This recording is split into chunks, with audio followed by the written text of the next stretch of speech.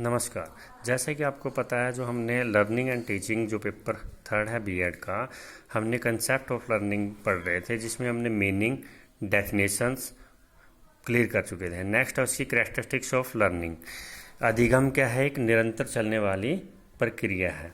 जो इसमें अधिगम क्या है? कंटिन्यू प्रोसेस है। यह हमारी जन्मजात से प्रारंभ होती है और कंटिन्यू जो हम एटमॉस्फेयर में, वातावरण में अपने अनुभवों द्वारा या अपने जो ज्ञान से जो फॉर्मल या इनफॉर्मल या डायरेक्ट या इनडायरेक्ट तरीके से सीखते हैं, वह क्या है? अधिगम है।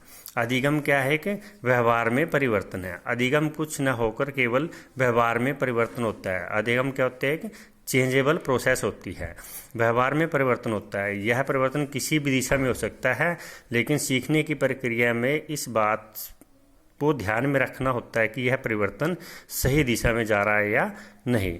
नेक्स्ट है सीखना क्या है? एक सार्वभौमिक प्रक्रिया है। यह एक यूनिवर्सल ट्रूथ प्रोसेस है। जैसे कि हम किसी भी एक देश या एक जाति का ही अधिकार नहीं है, हर किसी के लिए, हर स्थान के लिए सबका एक स्थान होता है। सीखने की पूरी अक्षमता रखने वाला प्रोसेस होती है। नेक्स्ट है हमारा अधिगम क्या है? एक समायोजन की प्रक्रिया है।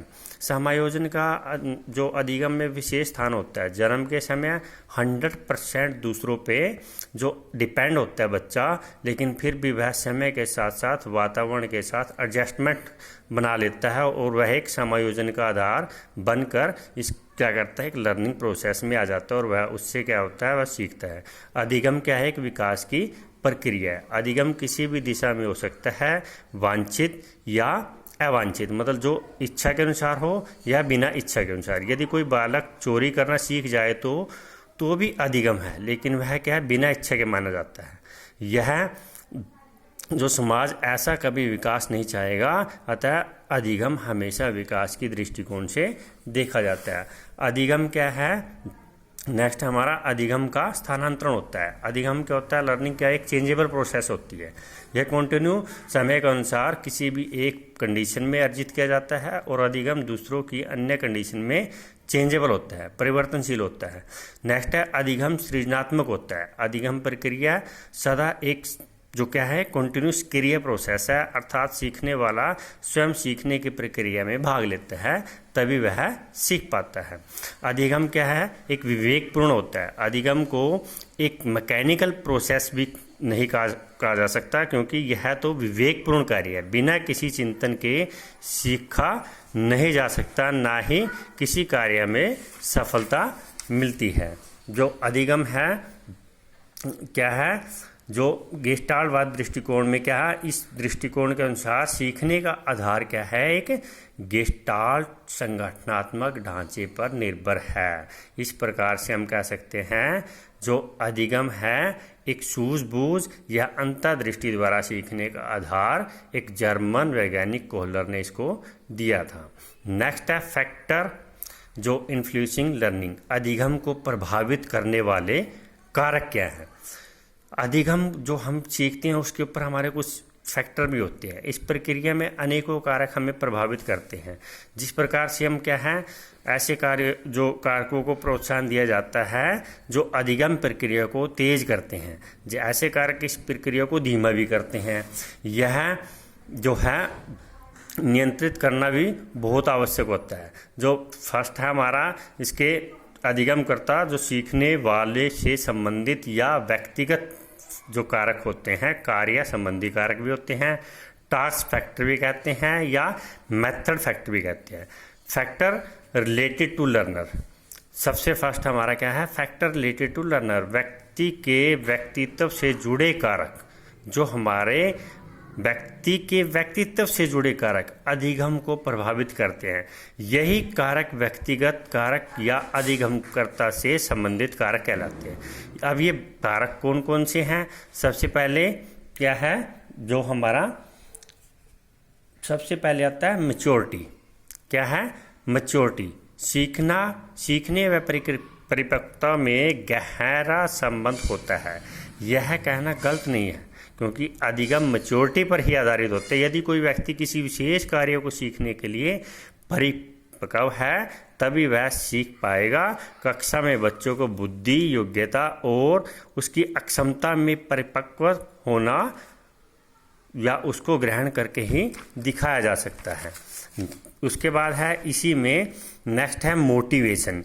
सीखने की प्रक्रिया में जो मोटिवेशन का बहुत महत्वपूर्ण योगदान होता है। जब तक हमें कोई मोटिवेट नहीं करता या हमें अभी प्रेरित नहीं करता तो हम बाह्य या डायरेक्ट इनडायरेक्ट रूप से हम क्या है लर्निंग जो प्रोसेस है अधिगम नहीं कर पाते। नेक्स्ट हमारा जो आता है अटेंडेंस एंड इंटरेस्ट। अधिगम को प्रभावी बनाने के लिए जो उसमें रुचि का होना, इंटरेस्ट, रुचि का ध्यान, जो रुचि का होना व ध्यान का होना विशेष रूप से योगदान होता है। यह दोनों कारक अधिगम को प्रत्यक्ष रूप से प्रभावित करते हैं। नेक्स्ट आता है हमारा मेमोरी, स्मृति का जो मेमोरी की भी अधिगम में बहुत ही महत्वपूर्ण भूमिका होती है और इसे उच्च स्मृति वाला बालक अधिगम में सदैव आगे रहता है। जिसकी मेमोरी लेवल हाई लेवल की है, ठीक है, तो वो हमेशा अधिगम में आगे रहता है। जिसकी मेमोरी लेवल लो लेवल की है वो अधिगम में पिछड़ा हुआ माना जाता है। नेक्स्ट है स्किल टू लर्नर। अधिगम अर्जित करना बालक की इच्छा पर भी निर्भर करता है। क्या है, यदि कोई विद्यार्थी किसी कार्य को सीखना ना चाहे तो विद्यार्थी के साथ जबरदस्ती नहीं की जा सकती। इसी प्रकार यदि कोई अध्यापक ज्ञान व क्रिया को सिखाना ही नहीं चाहता तो विद्यार्थी कैसे सीखेंगे, ठीक है ना। उसके बाद है भोजन व औषधियाँ।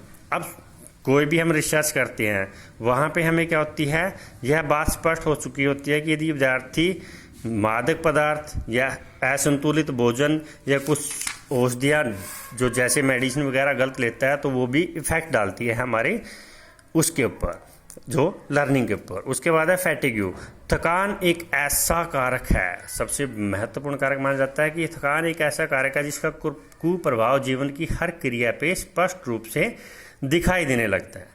क्योंकि अगर हम थक जाते हैं तो क्या है, हम कोई कार्य नहीं कर सकते। इस प्रकार से थका हुआ व्यक्ति कोई लर्निंग भी नहीं कर सकता, ना उसको मोटिवेट किया जा सकता। तो हमें कभी भी थकावट के बाद कोई भी कार्य नहीं करना चाहिए। टास्क फैक्टर, इस वर्ग में जो कारकों से अभिप्राय है कि वह कार्य जिसे सीखा जाना है उसकी प्रकृति व उससे जुड़ी विभिन्न परिस्थितियों व सीखने की प्रक्रिया पर भी प्रभाव डालता है। उसके बाद है difficulty level of the task. अधिगम प्रक्रिया की प्रभावशीलता सीखे जाने वाले कार्य के कठिनाई स्तर पर भी निर्भर करती है। निम्न कठिनाई स्तर वाले कार्य शीघ्र तथा आसानी से हो जाते हैं। इस प्रकार से जो हमें कठिनाई होती है, difficulty of the level of the task. उसके बाद है सिमिलरिटी ऑफ द टास्क। विभिन्न कार्यों की समानता की अधिगम प्रक्रिया को प्रभावी बनाने में अपना योगदान देती है। जिन कार्यों में समानता के अंश होते हैं तो वहाँ साइकोलॉजिकल भाषा में उन कार्यों की अधिगम प्रक्रिया अधिगम के स्थानांतरण सिद्धांत का अनुसरण करती हुई प्रभावशाली होती है। उसके बाद है कार्य का अर्थपूर्ण होना, मीनिंगलेस होना भी क्या है, हमारे लर्निंग पे इफेक्ट डालता है। यदि कोई कार्य इंटरेस्ट से करते हैं या कोई हमें कोई कठिनाई होती है तो वहाँ उसको आसानी से नहीं किया जा सकता, लंबे समय तक उसको याद भी रखा जाता है। उसके बाद है हमारा मेथड फैक्टर जो विधि भी है। विधि संबंधी कारक में वे अधिगम तथा शिक्षण विधियाँ शामिल की जाती है जिसका प्रभाव किसी न किसी रूप से अधिगम पर पड़ता है। उसके बाद है प्रैक्टिस। अभ्यास सीखने के ऐसी विधि है जिसके द्वारा व्यक्ति जो अपनी कौशल स्किल्स को हासिल करता है। छोटे बच्चों को किसी प्रकरण पर बार बार अगर हम अभ्यास करवाएं तो वह बार बार अभ्यास करवाने से सीख जाता है। तो इस प्रकार से प्रैक्टिस का भी लर्निंग के ऊपर एक बहुत बड़ा इफेक्ट है। Learning by doing. अब लर्निंग बाय डूइंग स्थायी अधिगम के लिए करके सीखना अति आवश्यक है, क्योंकि हम कोई भी काम अगर हम करते हैं तो करके ही सीखा जा सकता है। उसके बाद है हमारा रिसाइटेशंस। यह विधि प्रभावशाली ढंग से कार्य को करने में सहायता करती है। यह कार्य को क्रमबद्ध प्रदान करती है, क्रम के अनुसार। उसके बाद है टाइमली टेस्टिंग बच्चों को पढ़ाई में नियमित बनाने में सहायता करती है, क्योंकि अगर हम टाइम टू टाइम बच्चों को टेस्ट करेंगे तो वो इफ़ेक्ट डालेगी। टाइम टेबल, हमें कोई भी कार्य अगर हम करते हैं, अगर हम अकॉर्डिंग टू टाइम टेबल समय सारणी पे ही निर्भर करता है। इस प्रकार से हम इसको सकारात्मक परिवर्तन या अपने लर्निंग में जो प्रोसेस को डेवलप कर सकते हैं। तो थैंक यू। इस प्रकार से आपका जो कंसेप्ट ऑफ लर्निंग का जो क्वेश्चन था यहाँ पे कंप्लीट होता है।